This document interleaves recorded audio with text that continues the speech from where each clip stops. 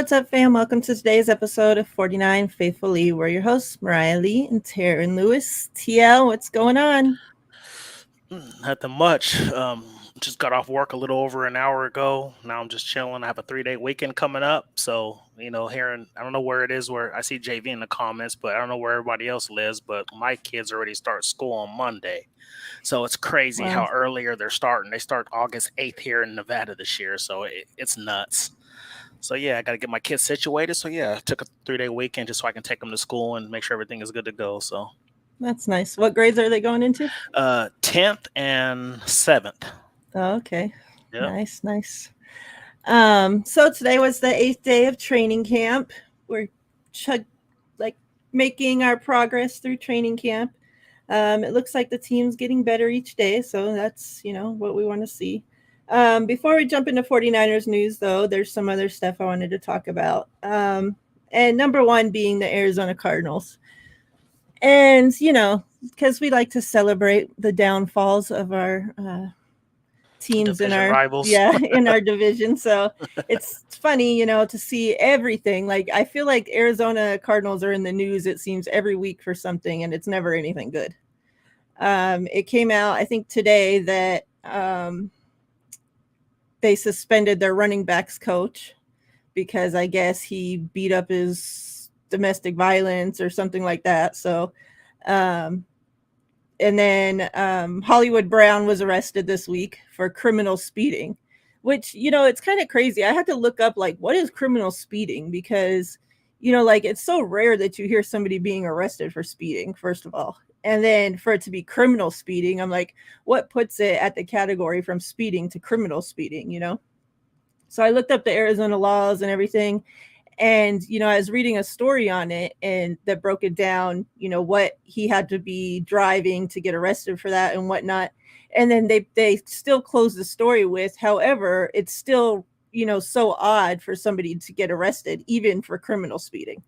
And, this is somebody that's talking about the Arizona laws and Arizona specifically, and said that that's so rare for somebody to get arrested there for that.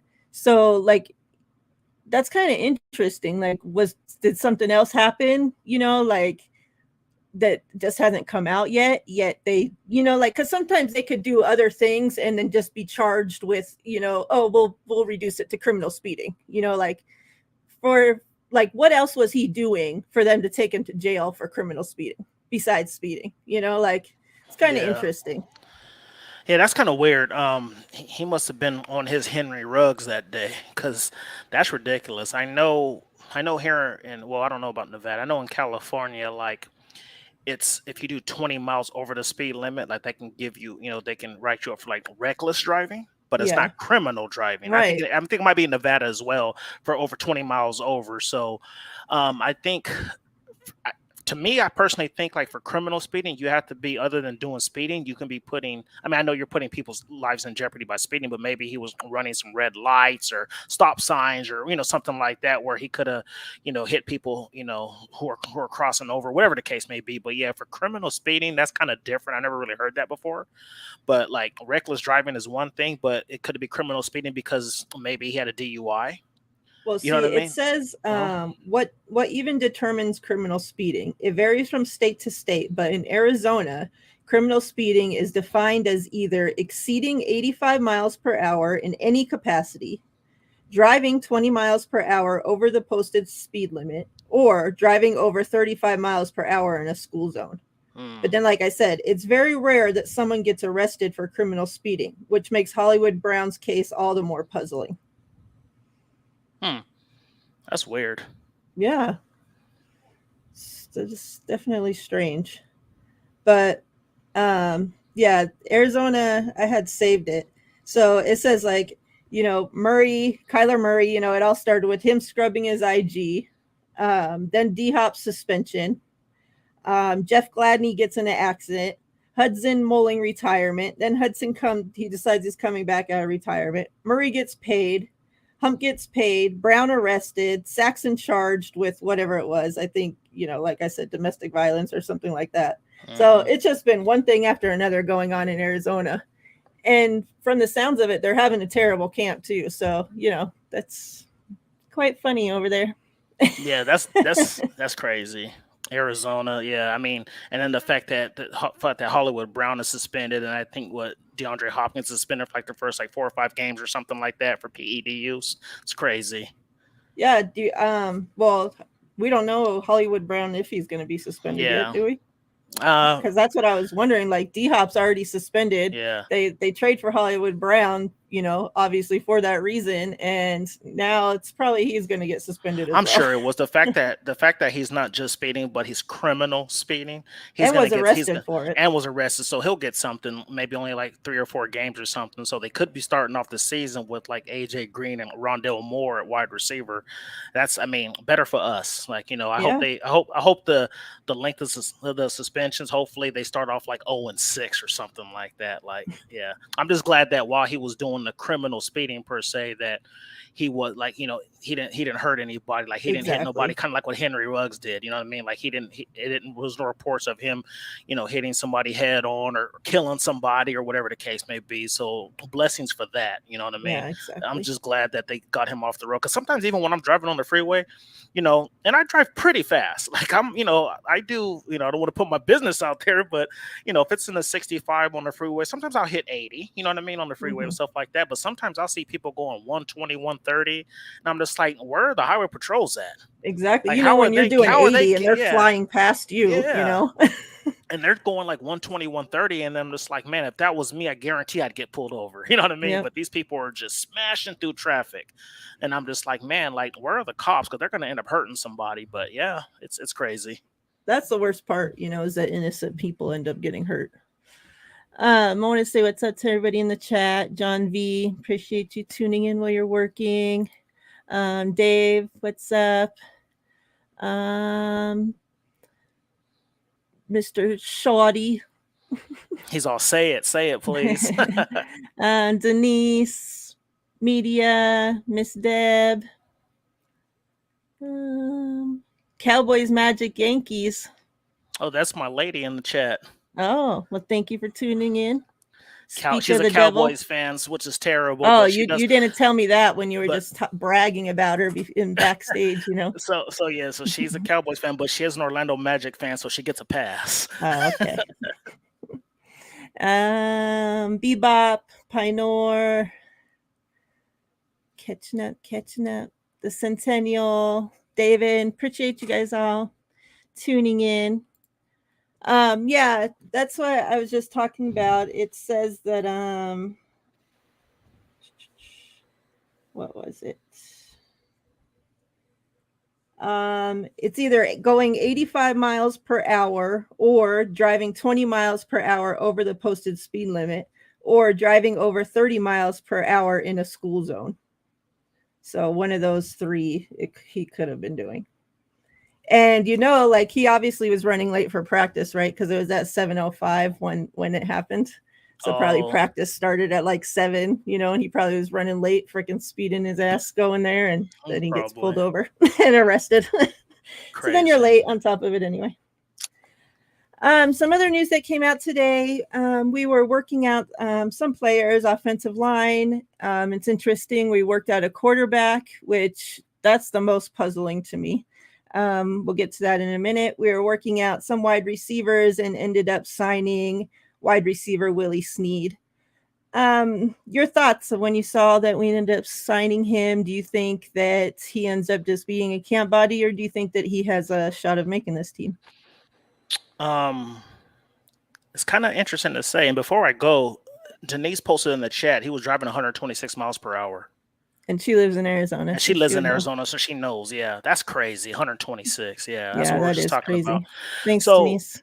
Yeah. So Snead, I mean, I've seen some positives and negatives about him. Some people are like, oh, what he's going to do for us. As a number 6 receiver, I think I'm okay with that. I mean, he's a sure-handed guy. I mean, he's not too old. I mean, he's still on the right side of 30. He's only 29. So if he's our 6th receiver, I'm cool with that. But I saw that Tasir Matt got cut. Yeah. So maybe, but I feel like we have a lot of wide receivers already in camp. So I don't know what's going on with that, but yeah, I mean, and two, I've heard like Jawan Jennings been kind of been struggling. Hmm. So I don't know if it's just something to light a fire under Jawan Jennings and say, hey, look, you're doing a lot of drops. I mean, I feel like Jawan Jennings is still safe. You know what I mean? He's our best blocking wide receiver, so he's going to be on the field for that purpose alone. But to get another veteran in there, I hope it's fine. You know what I mean? So yeah, I don't have no issues with it. He might be a camp body, but like I said, if he goes in there in this offense, and then two, I think Marcus Johnson is in concussion protocol because of Fred Yeah. Warner, because that hit he put on him. Yeah, So we're going to yeah, talk about that too. yeah. So yeah, I have no issue with it. Like I said, to me, it comes down to who made the best man win. If he comes in there and he's killing it, and he ends up being a fifth or sixth wide receiver, then so be it. So. Yeah, I mean, he had some great years with the Saints, and then I know he got arrested for like a driving while intoxicated charge or something there, and then was suspended. And it seemed like, he came back and injuries got him, and then he bounced around a little bit after that. I know he was on the Ravens for a while, right? Um, but I think he plays mostly in the slot, He correct? does. Yeah, he's a Yeah. slot. He's a So, slot guy. um, and yeah, you talked about, Juwan Jennings hasn't been having a great camp. I heard he's had a lot of drops. Danny Gray's not having a great camp. Like he's had one good day out of the whole entire camp. So, I think it is actually a possibility.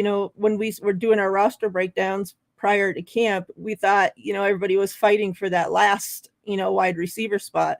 But now, it seems like it might be a fight there for wide receiver 3, 4, 5. Yeah. Um, and then you talked about who was it? Taysier Matt getting cut, and it's funny because, well, it's not funny, but I heard in camp the last 2 days that they practiced prior to him getting cut today, he had a lot of drops both days. Mm, Was bobbling some catches, ended up dropping them, and then ends up getting cut. So we know that the thing Kyle hates most is turnover, the offense having turnovers, fumbles, whatnot. drops. Yep. Yeah. So that's interesting to see that they're signing wide receivers, even though we have all this wide receiver depth. We have wide receivers struggling. Um, Wide receivers that we thought were, for sure having that wide receiver 3, 4 spot filled in. Might I don't know. I'm actually kind of scared for Danny Gray. Like, that they're not going to cut him because, they spent a high draft pick on him. But like, do they stash him on the practice squad if he doesn't end up like doing anything throughout, preseason? No, he's not going to the practice squad. I seriously doubt that. He was too high of a draft pick. And you and I always mention how Kyle's kind of, he's loyal to his draft picks, kind of sometimes to a fault. You know what I mean? Because we all sit there and there's a lot of people who we were like, man, why is he still on this team? For instance, like the Jalen Hurd stuff. Like he was on the team, I feel like a year too long. You know what I mean? He But should have up been until got rid this of him. point, we didn't Mhm. have a team as stacked as we do now. Yeah. So it's not like, we were cutting great players to hold a spot for him. Yeah. I think day one and day two players, I think get a little extra. What's the word I want to use? They get More passes. yeah, that's a good word, more passes. I think just because they spent so great, too high of a pick on him. So just kind of like what 49er media said, like, some like, let's just say if it was like Drake Jackson, for instance, second round pick, and if he's getting outshined by all these guys like the Tourés and stuff like that, and they're like, man, we can't keep this many guys, these guys are better than him right now, they're not going to put him on a practice squad, I don't feel, because he's too high of a draft pick. I think, he's a rookie. I think Kyle understands that, it's probably going to be some struggles with Danny Gray because of the simple fact that, he comes from a college that has like a limited route tree. So maybe that's why Snead came in for that comfort and be like, okay, he's a pro. He's been in the league for a few years. He's bounced around, but he was pretty steady with the Saints. He was like 3 years on the Saints with Drew Brees. So he's a pro. He doesn't really get hurt. He has some sure hands. So maybe that's why Kyle's like, okay, maybe we need somebody like that who can overtake Gray for now. Keep Gray as a sixth receiver and not have him dress during game time until he works his way up. That's what I think. Yeah, I could see that definitely happening. Yeah. Um, I need to get caught up on this. things. I'm going to put you to talk about something real quick. Let's talk about. So, how do you feel about Jimmy G? We've been hearing every day of camp so far. He's there throwing, on the side field, whatever. Um, and while he's throwing, you have to remember that he's choosing to throw. Okay, so we heard from Kyle again today that confirmed that, he doesn't have to be there throwing. He can go throw anywhere he wants. He chooses to throw there, and he chooses to throw there while the media and fans and the team's out there practicing, right? So all those are Jimmy's choice. Do you feel like how are you feeling about this? Because personally, I'm pissed off. Like, I don't want him there. Like, go throw at the high school, go throw somewhere else. Like, it seems to me like he thinks he's doing some kind of audition out there. Like, oh, I'm going to throw while the media's here so they can video it and get the, videos out there. And, and it hasn't just been 49ers, normal local media there the last, few days. It's been like, worldwide national media that's been there.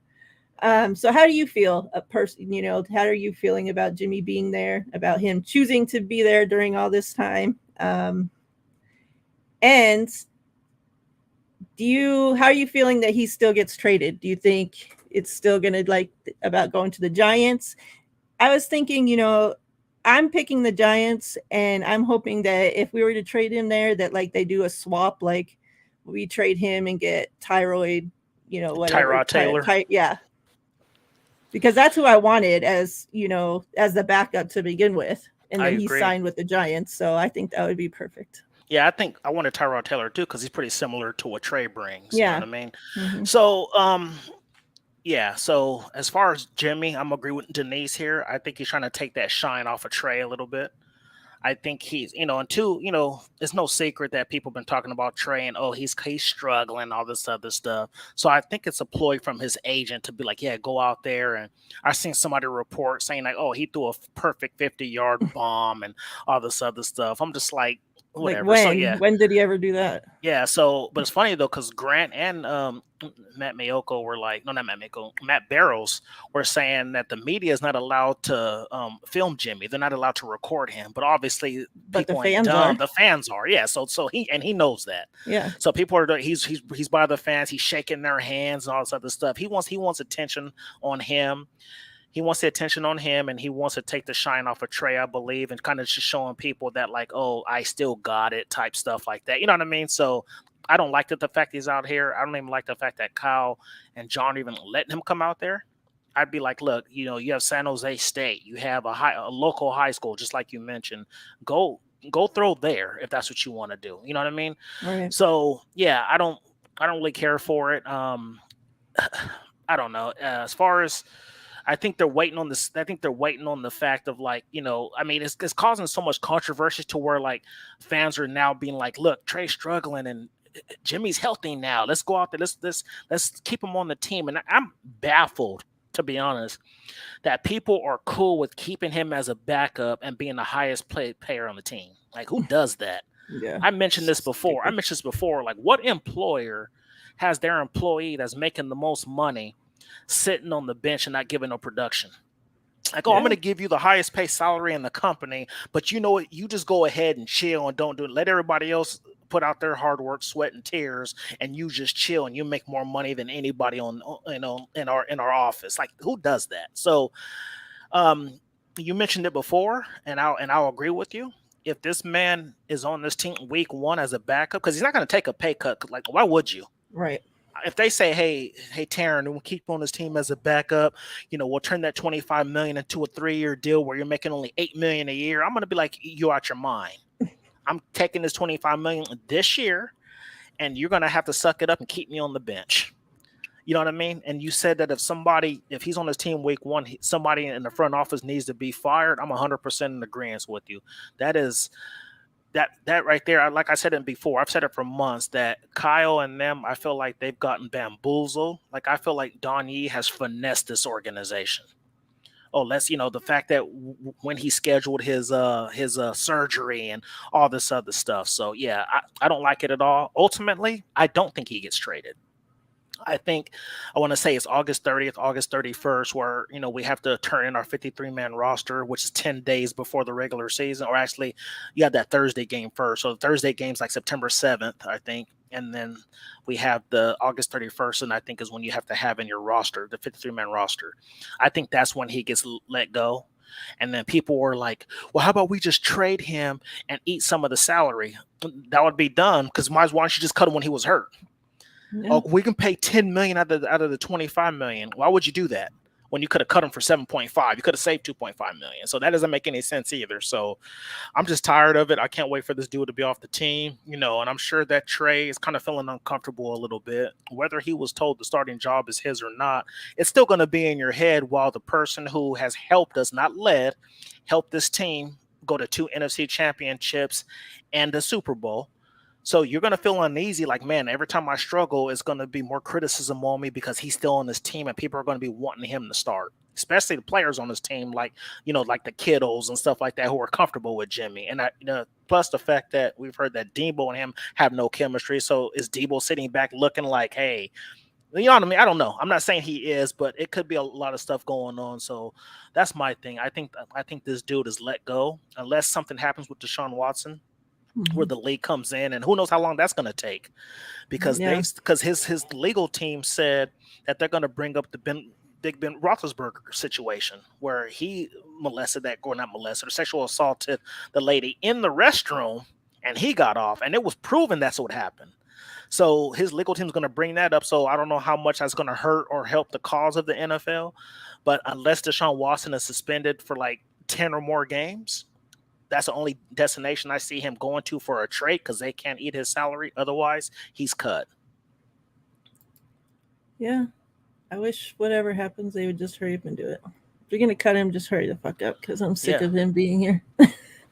And like Pinor, I think it was, said, then you have all these fans, every time he goes out there, these fans are cheering for him and, screaming for him. Like, I get it. You guys like him, but you're cheering for that guy louder than you're even cheering for our starting quarterback when he comes out there. Facts. Like, how do you think, like, that's so embarrassing, and how do you think that makes Trey feel? Like, that's what I hate. Like, everybody's so worried about how Jimmy felt, how Jimmy feels, how Jimmy this. Like, how's Trey feel?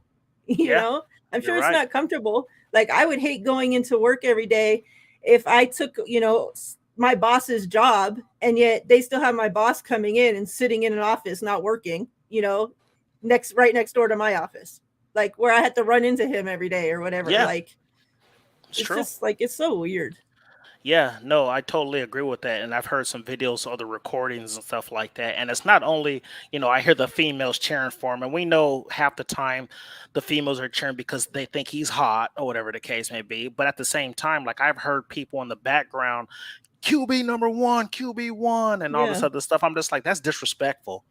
You got Trey out there busting his tail, working with the ones, and yet you're sitting there looking at Jimmy, who's going to be gone and should have been gone, and then you're sitting here with fans in the background talking about QB1 and all this other stuff. So you're right. Like, how is that making Trey feel? That's why I feel like until you get him off this team, he's gonna feel uncomfortable. You know what I mean? So I don't know. It's crazy.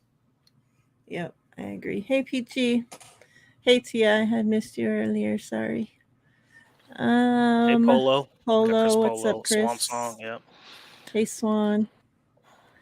Let me see. Throwback had asked a question up here before because he wants to act like I'm making him wait forever. So let me just hurry up and get it out here. John V's comment's hilarious. So I guess Trey Lance was on KMBR and said, I'm in a whole other place. I can't even imagine going back to last year. But yeah, everything has definitely slowed down. Wants to know your thoughts on it. Yeah, I don't blame Trey. I mean, I'm sure when he was picked, number 3 overall, he had it in him where he was probably thinking like, man, I'm going to start. I mean, you had Zach Wilson start, you had Trevor Lawrence. I think every rookie had significant playing time in the first round, except for him. And this is including a third rounder in Davis Mills.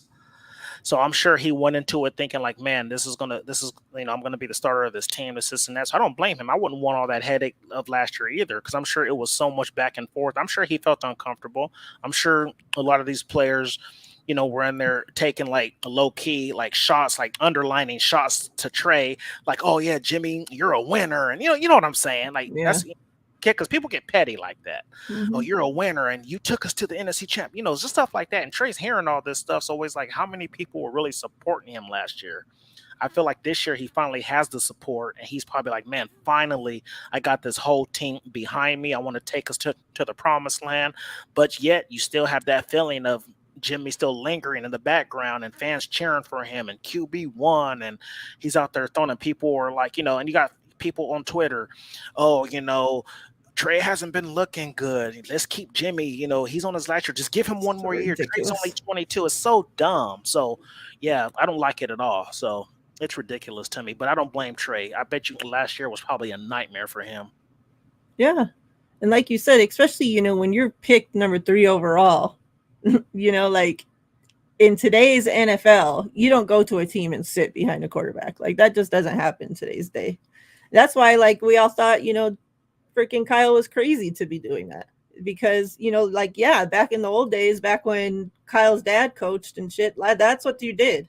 But these days, like, you don't see that, so for everybody saying, oh, whoever goes to 49ers will be in the best situation, whatever quarterback they draft, and then for us to draft a quarterback and sit him, like that was crazy. So, and I think it's hard too that that Jimmy was such a great locker room guy, that the team loved Jimmy so much. Kyle still sits up in the presser today talking about, well, we love Jimmy, so it's like to have all that, and that's all Trey has to freaking hear every fucking day. Like, yeah. And that's the worst position to have a controversy. Yeah. It's not like it's a wide receiver position or a cornerback, because you can get that fixed. But when it's a quarterback, the person who's supposed to lead your team, same with JV said, when you have somebody lead your team, like that's the worst. You know what I mean? So. Yep. Let me see what else we're going to talk about today. I see it in the comments a lot too. So let's talk about the fight. And we touched on this on Peter's show last night, but we went at it from a different angle, because at the time we didn't know that Marcus Johnson, had suffered a concussion. So we just talked about it from the angle about Fred Fred wanting to get more out of Ayuk and pushing him, and Ayuk, standing up for the teammates and whatnot. But today we find out that Marcus Johnson entered the concussion protocol, and that's the player that Fred had thrown to the ground that started the second fight between him and Ayuk. That's who Ayuk ran to the field to defend. And Johnson is somebody that he don't have a for sure roster spot on this team, so he's fighting for one of the last roster spots on this team, and now enters concussion protocol and will miss days of training camp, and this could possibly cost him a roster spot if he was somebody dangling on that spot right there, because now the other wide receivers can show up and say Willie Snead shows up and has a great camp. Well, now he's going to get that spot over Marcus Johnson, because Marcus Johnson missed all these days. And then with concussions, it's scary because you never know that what other effects that's going to have. Some players, they enter concussion protocol and can get out in 2 to 3 days, whatever, but some players, and I think we've seen somebody on the 49ers last season, I think it was, that stayed on there for a couple of weeks, and you're taking an injury to your head. Like, that's scary at the end of the day, especially when we see these players, getting, what is it, CTE and all that stuff. Yeah, on all this other stuff now. Like, that's scary. So, that's the part, and I had brought up about, them throwing punches, at a helmet and shit, risking, breaking your hand. And, now you're this too, you're injuring a player on your team, a teammate. And why? Like, that's so unnecessary. And then when Fred, I guess after the play happened and he tackled him or threw him down or whatnot, Fred got up and then flexed at Ayuk, and Grant had brought up today how, I guess, there was a collision between, I think, Moore tackled or threw, tackled Juwan Jennings or whatever, probably harder than he should. But Moore then turned around and got up and helped Juwan Jennings up and then like tapped him on his back, like, hey, sorry, brother, whatever. And he said there was none of that from Fred. That while Fred and Ayuk were there throwing punches and everybody started fighting into it, that Marcus Johnson was still laying there on the field, like hurt. So what are your whole thoughts on that whole situation now? Yeah. So we, like you mentioned, we talked about this on Peter's show, and he had asked us, like, are we okay with guys pushing people and kind of be, and I wouldn't say in a disrespectful manner, but kind of antagonizing them a little bit and kind of, pushing them so they can be better. I'm all for that. I'm all for, like, if you see somebody got that dog in them and you see somebody can be better, like, okay, I'm going to push you just a little bit to get you a little bit angry, a little bit uncomfortable, so you know what you have. Because we used to do that all the time when we were like in the military. Like we used to go run miles together and stuff like that. And you see people starting to quit, and you were like, no, come on, keep going, and this, and that. And we would talk so much trash to each other. Like, I can't believe you only did 50 push-ups, and I know you got more, stuff like that. So that kind of stuff, sometimes to me, that's what you need. Yeah, some of that kind of stuff is okay. But when you're like Swan Song said, like, he's legit taking food off that man's table, possibly. Because if he did have a chance to make this team as a sixth receiver or even a practice squad guy,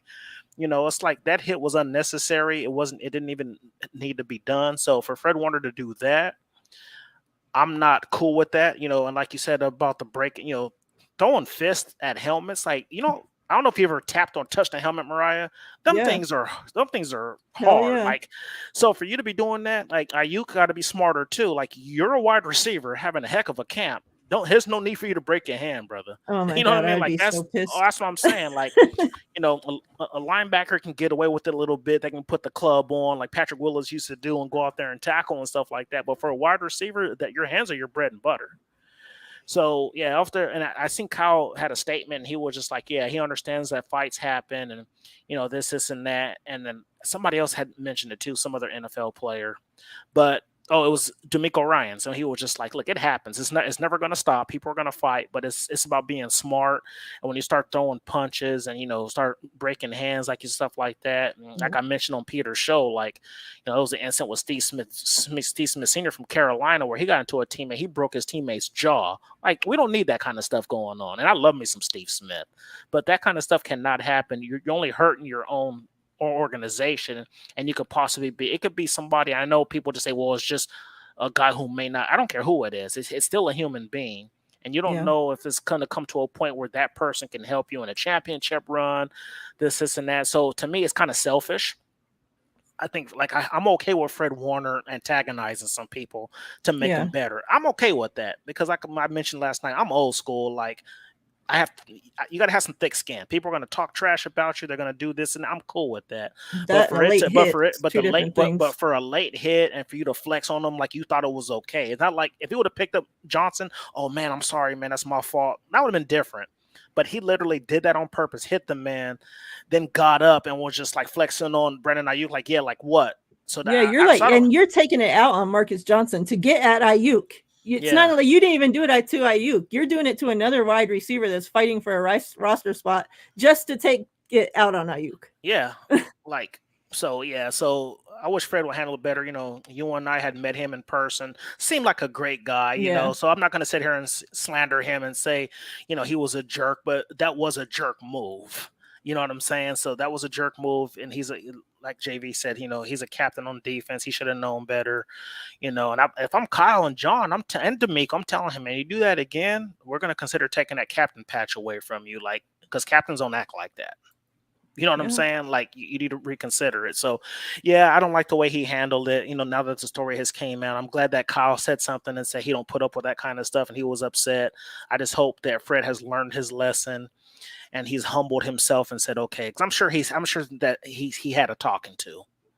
So yeah, I mean, so I hope we can move on from that. We already have our team has already had injury history for the last 2 seasons.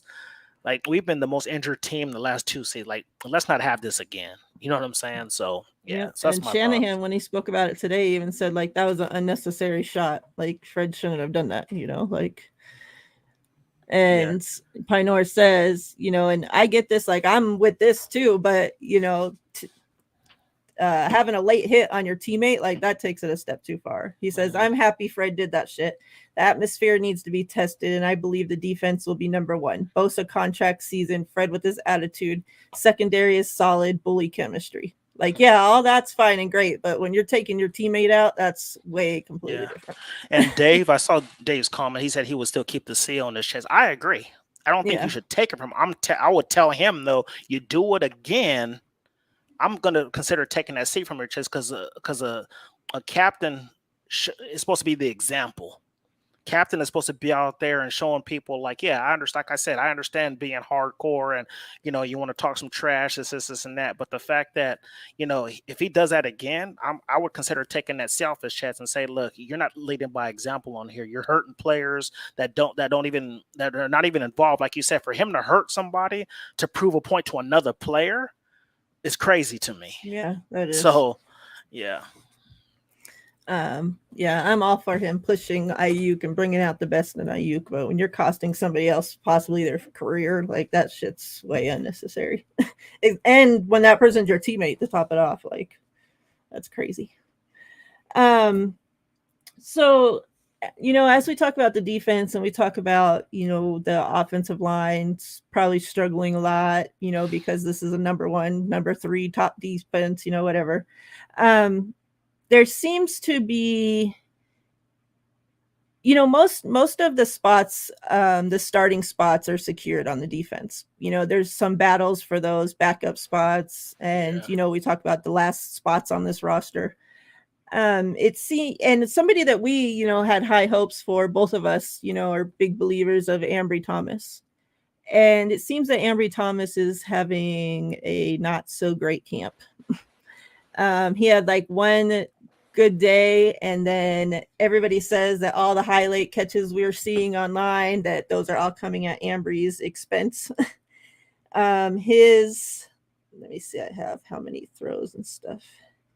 So this came out today. Ambry Thomas has been targeted 20 times and given up 17 catches so far in camp. It's also come out that Diamador Lenore is having a hell of a camp and way better of a camp than Ambry Thomas. Yeah. And we know that, obviously they can't just keep all these corners on the team. We don't have enough roster spots. Like Polo brings up, Tariq Castro Fields, do you think that Ambry ends up not making this roster? No, I don't. And this is not a homer pick, excuse me. This is not a homer pick. This is not because I'm a Michigan Wolverines fan. I think that, and it sucks too, because, you would think that somebody, and this is funny too. There are some players who suck in practice, and then in game time situations, they step up, and then vice versa. Ambry Thomas is one that you and I had talked about, like, oh yeah, he's going to make this team. He's going to be an outside corner. Possibly he can be playing for nickel, all this other stuff. And then we actually had Diamador Lenore possibly not even being on the team. Like, remember, we're like, oh, he's probably on the bubble, but now it's not looking like that. I don't think. I'll go back to what I said earlier. He's been, he was a day 2 pick, a 3rd round guy. I think they give him some time, but I do think he'll make the team. But he could be like one of the last corners, and they're going to be like, well, you're going to earn your way up to get some playing time and stuff like that. But I just think that, like that he was an Adam Peters pick apparently, and Adam Peters probably going to fight for his guy and just say, hey, look, let's give him another chance. And I think it all depends on how we see how he plays in preseason. Now, if he's in preseason game and he's getting cooked, that might be another conversation.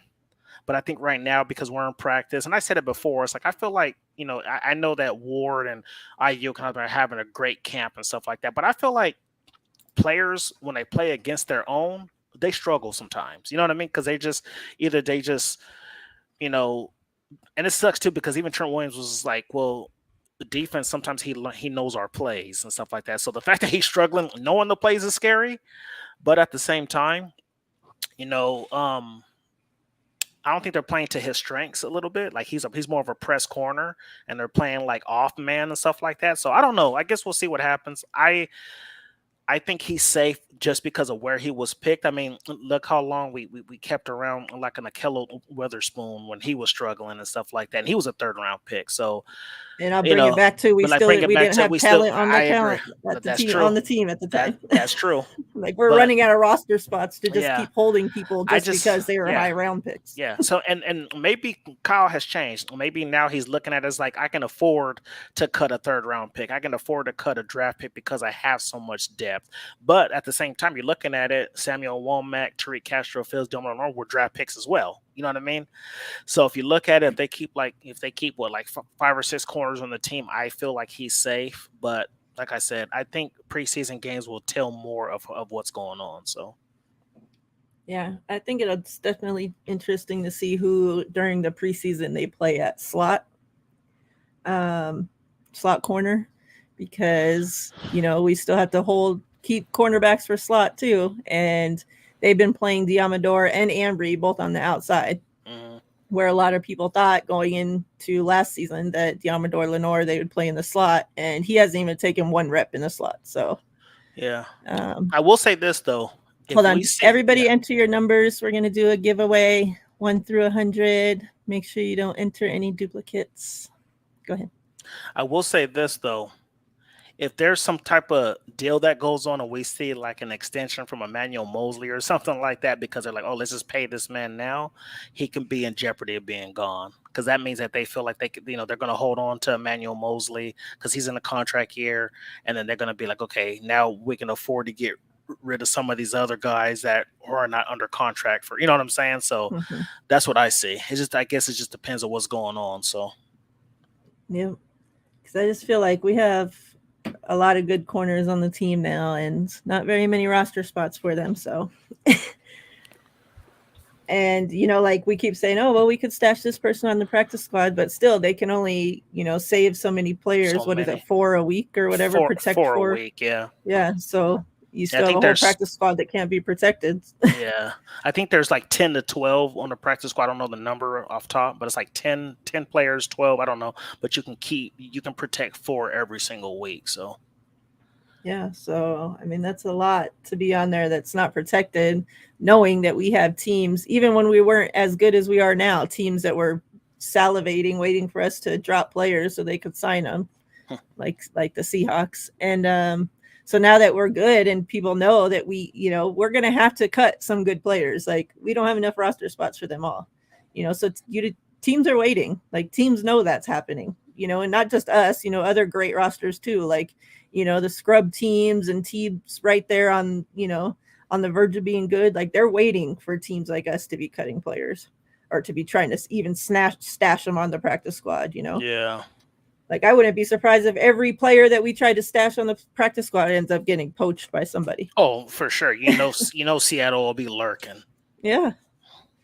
I'll give you guys a couple more minutes. Make sure everybody has your numbers in. So let's go back to us working out a quarterback. By all accounts, Purdy is not a great quarterback.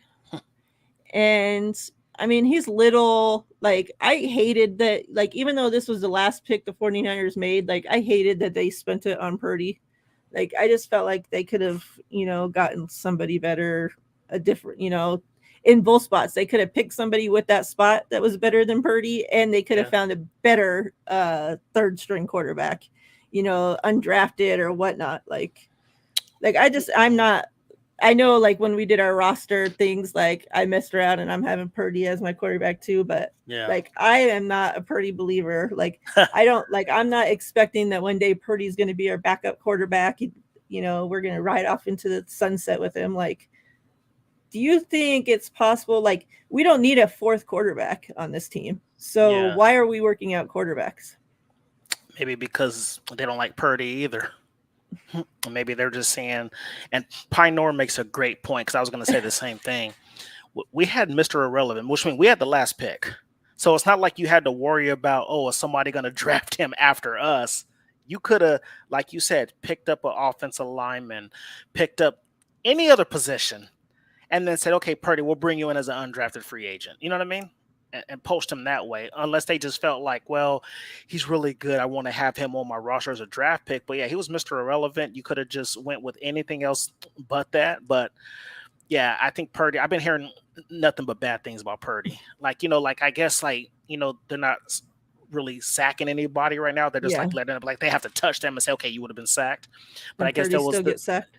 and Purdy, yeah, I guess like Purdy, I guess Purdy got sacked on one play, and I don't know who it was. Maybe it was Marcus Johnson or somebody like who was running down the field, and he threw it up, and it was a deep ball, like a 50-yard deep ball, but it stayed in the air so long that I don't know what somebody. I think it was I don't know, but it was a corner that ran across half the field and picked it off.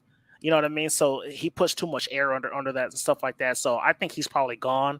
I think this other quarterback just came in there just to give them more competition, and maybe like we said about the Willie Snead thing, like bring us more competition to light a fire under somebody else. But I heard he has like a noodle arm. Yeah. I heard he's good for throwing it short intermediate routes, but the deep balls he ain't it. He has no arm. So I think that's probably why they brought this guy in.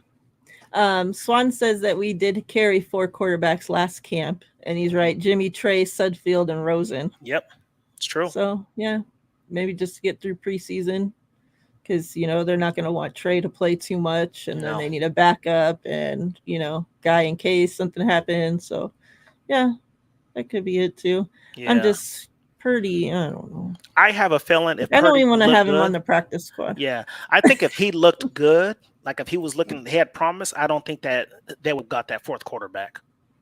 I think they're just like, okay, we have Trey that's looking good. We have Sudfield that's looking serviceable, but Purdy, he's not it. So let me go grab somebody else. So yeah, like why would they wait if they were planning to carry 4? Like why didn't they get somebody sooner? Like they waited till this far, 8 days of training camp. Obviously you see what you have out there in 8 days, and they're like, no. Yeah, Purdy's gone. Peachy says, I'm a Buckeyes fan, which, and Ambry made me love him. So anybody that knows college football or is into college football knows that Buckeyes fans and, Wolverines fans. Yeah, Michigan, they don't like each other there. Not at all.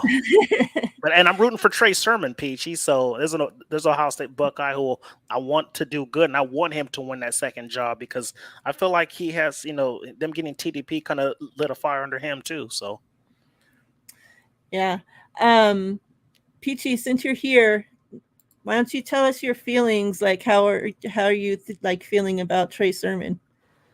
Do you, have faith? Like, from all accounts, like he's looking like, running back 2 out there. And we saw, they kept releasing, videos of him throughout the off season of him putting in work. So, they can't say that he didn't put the work in this year because he definitely did that.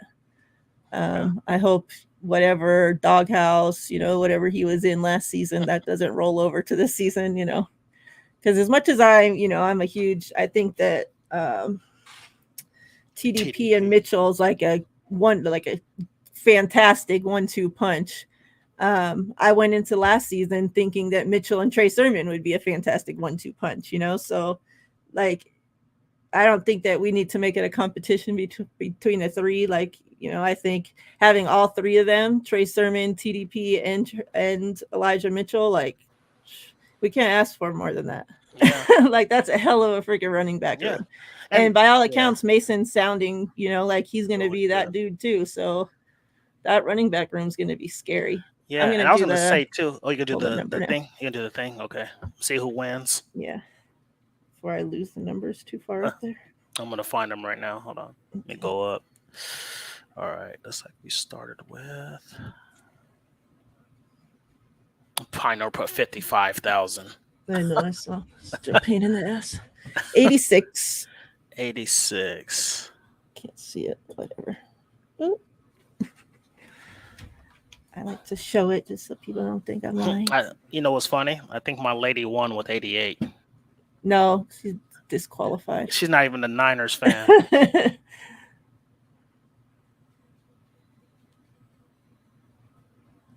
What is it? 86. Can't win your own gifts. Pinor, what you doing with putting 55,000, brother? She said 1 to 100. You need to pay attention to detail.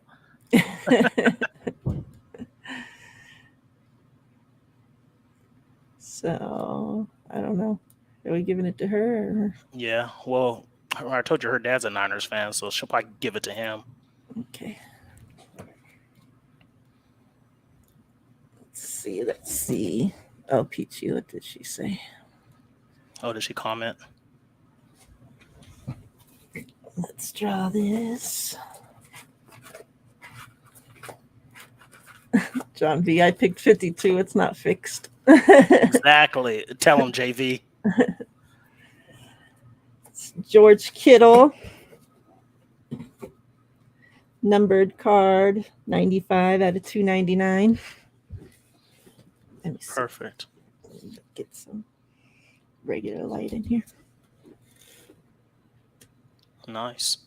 Congratulations. All right, what did she say? You see what Dave said? Let her have it as compensation for Dax running in bounds. That's funny. That's hilarious. So Peachy said, I've heard that he came into camp impressing due to being in trouble last season. Seems that he has earned Kyle's trust now. He seemed to have been struggling with practices and routines and keeping in shape. Hopefully he's back to be that second back. Yeah. Yeah, I mean, either way, we know that Kyle usually, he doesn't like to just lean on one running back. Yeah, running back by committee. Yeah. Whoever has a hot hand for Kyle.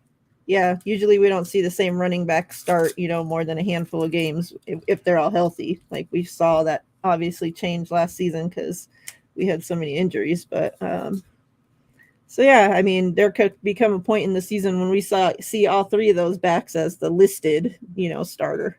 Yeah. Because, I mean, even when we had Raheem and he was killing it, and obviously, like he got the majority of the catches, I mean, of the runs, he still wasn't listed as a starter for all those games, remember? Yeah, absolutely. Like, I think ultimately Elijah Mitchell will start the game off with the carries. But then, like, if Kyle says, okay, he's had 6-7 carries, his momentum really isn't that good. Let me put in TDP. And if TDP is killing it, that's who he's going to roll with. He's going to roll with TDP because he's the one that had he rolls with the hottest hand. So that's just what it comes down to. But I think Pinor is right. Like, I would love for him to do like a running back, but put committee and kind of have it set up to where he's like, I mean, I get it. Like, if you give it to Elijah Mitchell and he has 10 carries and 120 yards, then I don't care if Sermon and TDP get any snaps. You know what I mean? But if he's sitting there and like he's like, okay, I'm going to give 12 to Elijah Mitchell and I'm going to give 8 to Trey Sermon, and kind of how we talked about last year, how everybody was getting hurt. It's like, well, maybe if he gave everybody a rotation, you'd keep them more fresh, give them fresh lays going on. So that's one thing I hate about with the 49ers when it comes to fantasy football. I don't like drafting their running backs because you never know who's going to have the hot hand that week. Yeah, it's hard. Like, you always need, if you're going to draft one, like, you kind of need to draft all of them just so you have a handcuff. Exactly. Like, you have to fill your whole roster with 49ers running backs. Yep. You're welcome. Swan says, I spent like $2,000 on Trey Lance cards last season. I was going haywire and had to chill a bit. And this season, like, Lance cards are so expensive. It's crazy.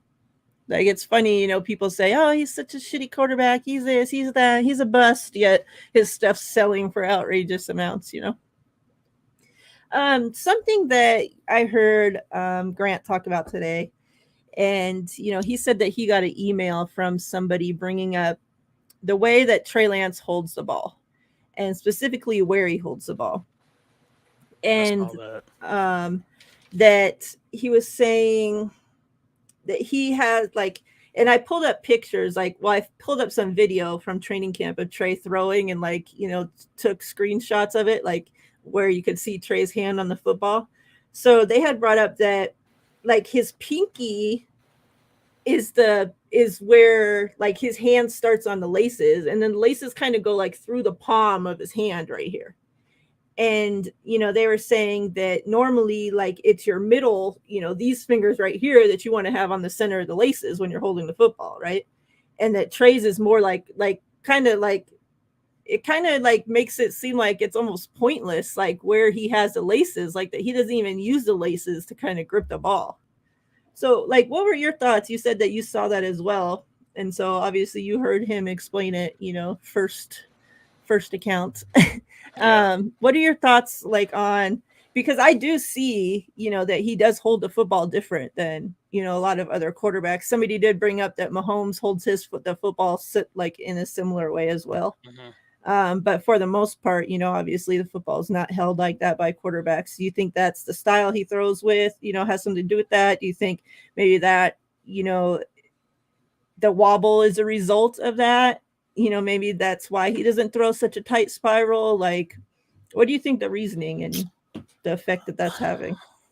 I don't know. I mean, the fact that he's been on the team for 2 years and he's still holding it that way, it must not be an issue for the organization. Like, I feel like whatever makes him feel comfortable, that's how he's going to throw the ball. I mean, there's been a few quarterbacks who don't just put their fingertips on the laces to throw the football. So if it makes you feel comfortable, and obviously it's not affecting his accuracy and stuff like that. The spin on the ball, I mean, it looks pretty, but I could care less about a spiral as long Yeah, I as don't it's care getting either. long as it's getting to where it needs to go and there's no interceptions. That's all I care about. So I mean, he has an NFL quarterback who played 10 years, in this league and made a Pro Bowl in Brian Greasy, and he's not even trying to get him to change his motion. So I don't think it's a big deal. I think it's just something that has to be brought up because it's a new story. You know what I'm saying? So stuff Mm-hmm. like that. Like a lot of people say, well, he has no zip on his balls. Well, he does because the receivers couldn't even catch him last year. You know what I'm saying? So the fact that it's not changing his zip, it's not changing. Yeah, it might. The ball sometimes doesn't look pretty with the spiral, but Peyton Manning do some ugly balls all the time. But you know what? It got to where it needed to be. So that's all I care about. As long as, like I said, I'll say it again. As long as he's not throwing a bunch of interceptions and he's throwing touchdowns, I don't care what the ball looks like and how he's holding it. So Yeah, I don't care either. Like, I think the people that talk about Trey Lance's wobble so much, it's just the Trey Lance haters. Like, because if there's one thing Jimmy did nice, like he threw a nice spiral, he did. So it's like the things that things that I can count on one hand that Jimmy Garoppolo did well as a quarterback. That's all those things that's the only thing Trey Lance haters have. So they have to pick that stuff out of Trey Lance's game to be able to hate on Exactly. something. It's like And the so wobble's not ridiculous. even that bad. If you see his when you see his deep balls, pause. When you see his deep throws, you don't see like a big old wobble. Yeah, it's not tight, but it's a little wobble, but it's not enough to where the receiver's going to have any issue catching the ball. Like, and there's sometimes where the ball comes out and it looks good. So it just, I don't know. I think it's overblown, like Swan Song said. It's kind of ridiculous that they're picking and choosing, and I feel like they're being so nitpicky on stuff with Trey. Like, what's next? Are they going to trip off the way he ties up his shoes? Well, Yeah, he doesn't lace them up good enough, and like, I mean, come on, like it's getting petty. it is. I feel like they're freaking. Oh my god! Every day it's something that these people Yeah, are picking out. It's crazy. Let's do the giveaway for the autographed Jeremiah Gemmel card. If anybody doesn't know, he's a rookie linebacker on the 49ers right now out of North Carolina. So yeah, this is his autographed card. We'll go ahead and do the giveaway for that. Enter your numbers in the chat, 1 through 100. 1 through 100, Pinor. And let me know when you're giving away that DoorDash, so I can be in there and win it. He said I'm gonna do a giveaway in Spaces. Winner gets free DoorDash. I get to pick the restaurant too, right, Pinor? If I win. I've been watching a lot of quarterback coaching channels, and they say there's certain aspects you can never change, but there's always improvement you can make. If Rivers can succeed passing, I ain't worried. Pinor says. Exactly. His windup was kind of quirky. You know what I mean? He kind of threw it side armed and stuff like that, but he got the ball where it needed to be. So it's ridiculous. Yeah, Sloan. I'm interested to see what they have to say too, because they were able to ask questions and during the pressers, and they were out there on the actual field, during practice. So it's definitely going to be interesting what they He have to said say. stoner food only, so like Jack in the Box and Taco Bell and stuff like that, Pinor. Perfect. Only stoners can win then. That should be the rules. Pinor picked 5501. Yeah, I saw that. What else did I have for us to talk about? After training camp today, there's still reports that Brunskill fumbled snaps. And it seemed like today in the presser, like from what I got about it when they asked Shanahan about it, it seemed like what's his name? Spencer Burford or No. The Jake center. Brindle? Yeah, that's Brindle? Jake Brindle's spot. Like that's what it seemed to me. It seemed like they're getting Brunskill ready to be the backup Yeah.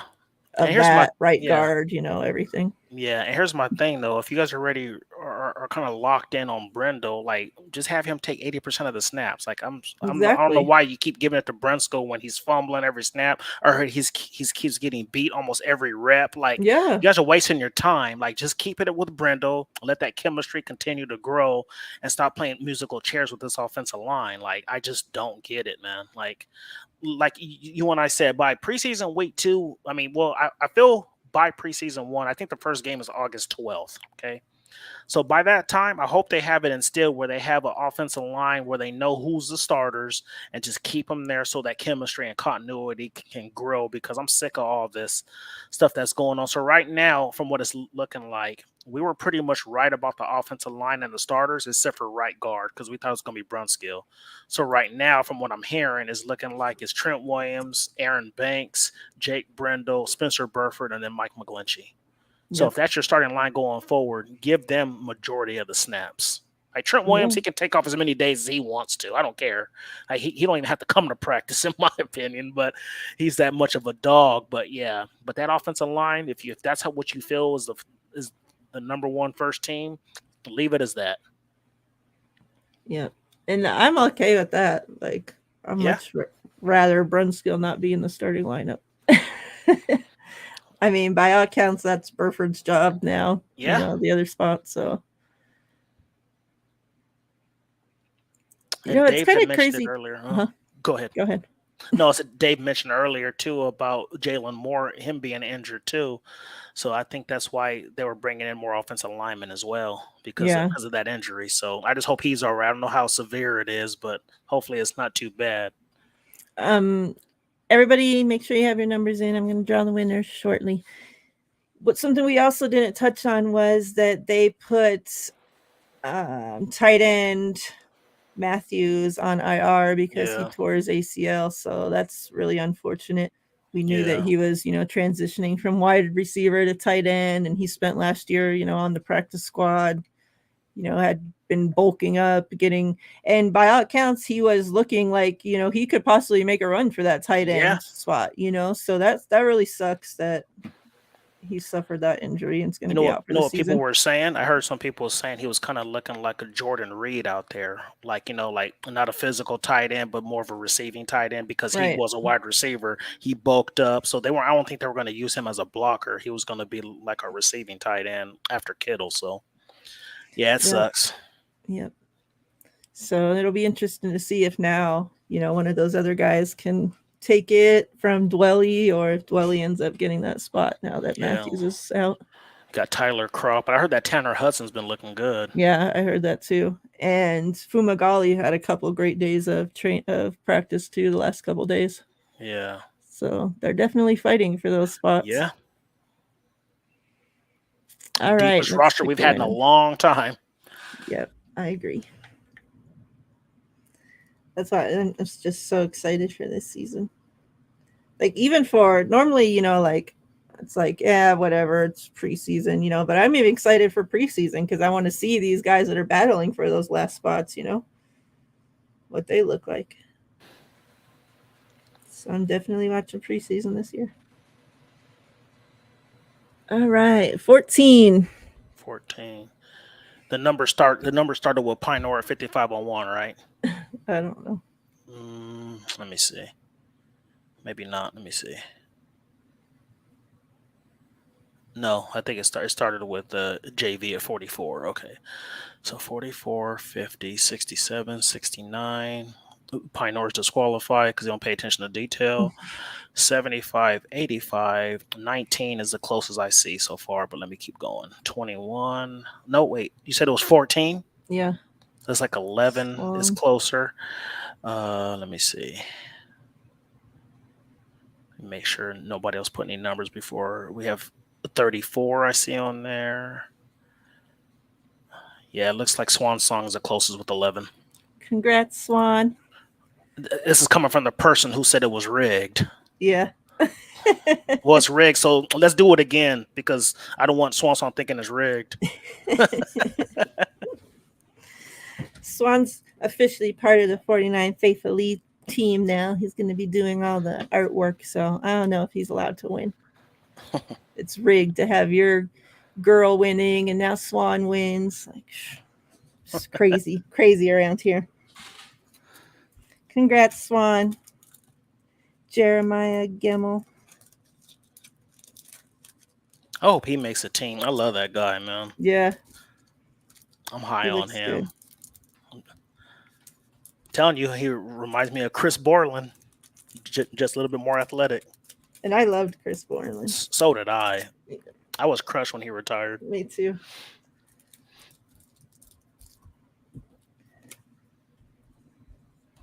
All right. Well, I think we don't really have that much more to talk about. Okay, sounds good. I hear that Tay Martin's having a few great days of camp. Ray's been looking great. Tay Martin, that's your guy, huh? That you want that you're making the team, huh? Big play, Tay. Big play, Tay. Yeah, we'll see how it looks. I want to remind everybody we're having our 1-year anniversary show on August 26th, right? August 26th, which is a Friday. We have some giveaways to be done. So that day, there's a grand prize that we're going to do last, but there's a couple giveaways we're going to do in between, our talking and stuff like that. So I hope you guys all tune in on August 26th. We have some pretty nice gifts to give out to you guys. So, and we have some great guests coming on that day as well. Yeah. Some are in the chat, but I'm not telling you guys which ones they are. So you have to figure it out. I think I'm going to do a chat. I'm going to scroll through this chat real quick and do a giveaway. I'm going to click on a random comment, so we'll see. I appreciate that, Pioneer. Dave said, I'll let Miriah explain it better because he said, what's the grand prize? It's something with Bryant Young, right? Yeah, I'll show you in a minute. Hold on. Let me pick a winner. I don't want to look. So whoever's chat pops up on the screen. Hopefully I click in the right spot.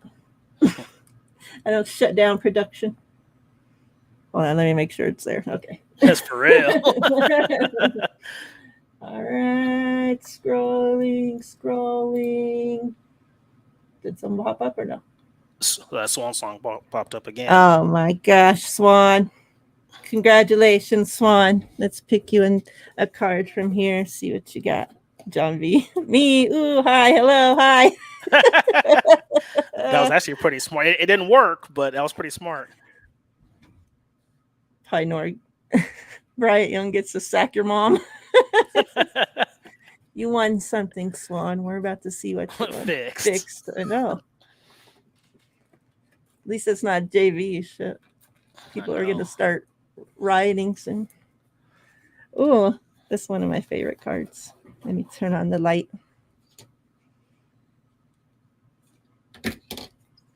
This Elijah Mitchell Gridiron Kings. It's like a portrait. Cool. I love it. It's like it looks like a painting. It does. Congratulations, Swan. We both said at the same time.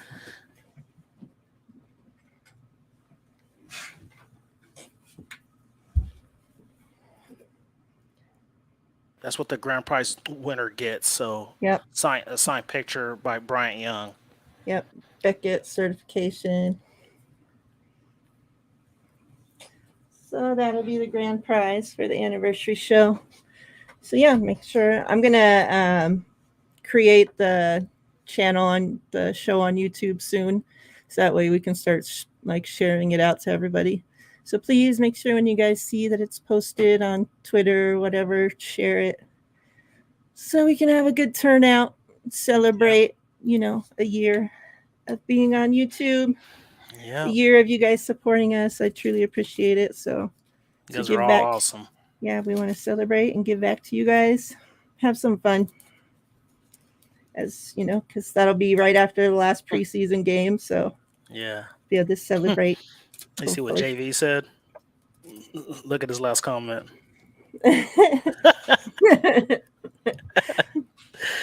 Oh man. That's funny. Bryant Young, yeah, he was long overdue for Hall of Fame. I'm glad he got in. Yeah. That dude was amazing, and I loved it too because he stayed a 49er. Yeah, that's what makes it even better. Yeah, I love when we can just keep players their whole career. yeah, like the I'm Joe stingy. Staleys, and Yeah. like the Joe Staleys, and I hope our next one is Jimmy Ward. He needs to stay. Yeah, hopefully we see him get extended. Yep. If not before the season, next season before he goes somewhere else. Yeah. Because I'm gonna be pissed. We talked about that before. If he spends this, all these years here, and then now we let him go somewhere. Yep. Exactly. All right, everybody. We appreciate you guys all coming to hang out with us. Hope you guys all have a safe, wonderful weekend. We'll see you sometime, probably at the beginning of next week sometime. Yep. Tomorrow I'm going to be on 49ers Minded's channel, so make sure you guys come check us out over there. Make sure you guys subscribe to him. Bashar's a great guy. I love Bashar. He's a great guy. He does some great work on his channel. Yep, he is a great guy. So make sure you guys come over tomorrow and support me over there. All right, love you all. Take care. Everybody stay safe. Yeah, because be safe this weekend. Take care, fam.